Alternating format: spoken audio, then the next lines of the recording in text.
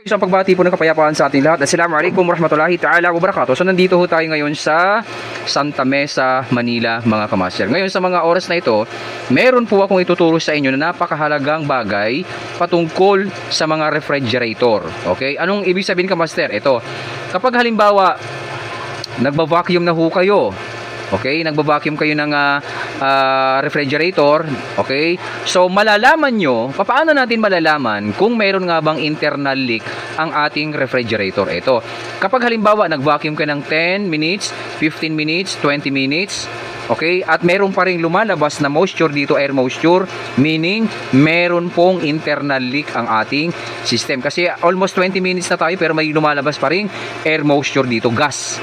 Okay, ibig sabihin, meron siyang leak. Pero patunayan po natin kasi nasa 30 inches mercury na tayo eh.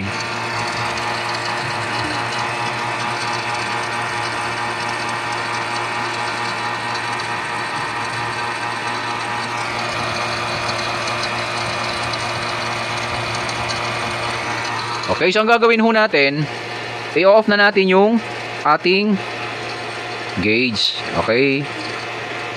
Nagiging totoo lamang ho tayo ha. Tama sabi mo. Yan, off na natin. Ngayon kapag siyempre tanggalin natin sa saksakan. Ngayon pagka na-off nyo na, tingnan natin ngayon yung gauge. Kung magbabago yung kanyang, kung pag tumaas po yan mga kamaster, yan, tingnan natin.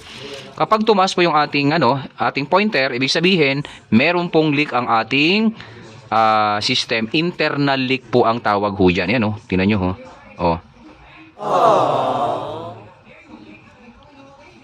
Pero syempre, siguraduhin nyo na yung kanyang mga hose talagang intact mamaya. Sa hose lang pala ang problema. Pero syempre, sabi ko nga sa inyo, yung hose natin ay talagang garantisado na wala po siyang leak. Yun. Kung mapapansin nyo, gumagalaw po pataas ang ating pointer. So sa ganyang pagkakataon, sasabihin po natin sa ating minamahal na customer na, sir, hindi na po natin to... Opo. Hala, Bakit po? matagal na kitang hinahanap eh. Teka lang, ngayon ako nakita ni ma'am. Ako po si Pakamaster. Nakikita ko yung mga gawa mo. Hindi totoo yan. Opo, ako na po yun. Ikaw ba yun? Opo, ako na. Kasi lalo sa washing machine? Opo, ako ho yun ma'am. Oh, yes, Daddy. Palain mo. Yung idol mo nandito na. Oo. So ito po. Papacheck ko yung washing machine namin Sige po, tingnan po natin. Ayan si ma'am. Si ma'am pa lang inaabang-abangan tayo. Kapatid ka ni sir? Oo. Ayun. So si sir. Actually, nag-contact na ako sa inyo one time. Okay. Pero na-busy ako. Huwag ka na mag-Ingles. Oh, yun. Ayun po yun. Oo. So, Ay, talaga. Opo. Good to see you. Opo. So, yung mga kamaster, si ma'am po ay nakita ho nila tayo ngayon in person. So, ito po mga kamaster, ayan Ayan. So, tumataas na po ng tumataas ang ating pointer. Yun.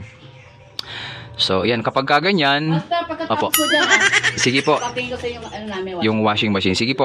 So, si ma'am, napapanood na pala niya tayo. Ngayon, narinig niya yung boses natin. Uy, para si Kamaster yun So, yung mga kamaster, yan So, kapag gumagawa ho tayo ng tama, ayun, kita mo naman, nanganganak ng mabuti. Okay? So, nagiging idol tayo ng mga ating mga kababayan na customer sa tamang paraan. Ayan kapag kaganyan, na tumataas ng tumataas, yun, tumataas ng tumataas, yun, ang bill ng kuryente. Yan. Kapag tumataas po yung pointer ng ating, hindi po. Nakalive ka? Hindi po. Kapag tumataas po ng yung pointer ng ating gauge, meaning meron po siyang internal leak. Okay? So sabi ko nga sa inyo, kapag kaganyan, maging honest lang po tayo sa ating minamahal na customer. Okay? Kasi ito yung refrigerator niya ay 6 years na mga kamaster. So malaki ang posibilidad na meron talaga siyang internal leak. Tama sabi mo. Sabihin agad natin sa ating mga minamahal na customer na hindi na natin itutuloy kasi nga po pabalik-balik po tayo dito. So ganyan lamang ho kasimple mag-leak test. Hindi na natin kailangan pang mag-produce ng nitrogen para makapag-leak test. So ibig sabihin dito pa lang sa ating ginagawa, napakasimple, malino pa sa tubig kanal na meron talagang internal leak itong ating system. Yun, almost 20 lagpas ng 20 minutes. Okay, kapag kayo ay nagba-vacuum, pinakalas na gawain, so at tumaas po yung pointer, ibig sabihin, meron pong internal leak yung ating system, mga kamaster. Okay, so sana nakatulong itong munting kaalaman na binahagi ni Kamaster sa ating mga kababayan na technician, maging sa mga customer na kapag halimbawa kayo ay napapagawa ng refrigerator at kapag nag-vacuum na yung technician, kailangan kapag pinatay na ng technician yung vacuum, kailangan mag-antay po tayo ng 5 minutes to 10 minutes upang mag-leak testing, negative pressure pressure leak testing. At yan po ang ginagawa natin every time na tayo ay gumagawa ng refrigerator para wala hong sablay. Okay, so kapag halimbawa ganyan, tumataas yung pointer, malino pa sa tubig ganda na mayroon po siyang internal leak. Pero sabi ko nga sa inyo, kailangan siguraduhin nyo na walang leak yung inyong mga hose connection. Okay? Tama sabi mo. Internal leak po ang tawag dito. Pag internal leak, wala na talaga.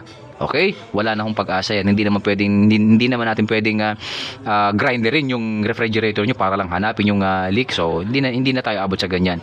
Maging totoo na lang ho tayo, mga kamasar. Okay? Basta, kapag katapos nyo mag-vacuum, mag-negative pressure leak testing po muna tayo para malaman natin mayroon bang internal leak o wala. Kasi kapag walang internal leak, naka-hold po yan yung ating pointer, naka-hold po yan sa ating negative 13 inches mercury, mga kamasar. Okay, so maraming salamat po sa inyong lahat at assalamualaikum warahmatullahi ta'ala wabarakatuh.